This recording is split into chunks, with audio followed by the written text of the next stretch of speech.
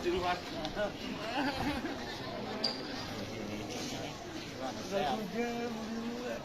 Mana tadi sih?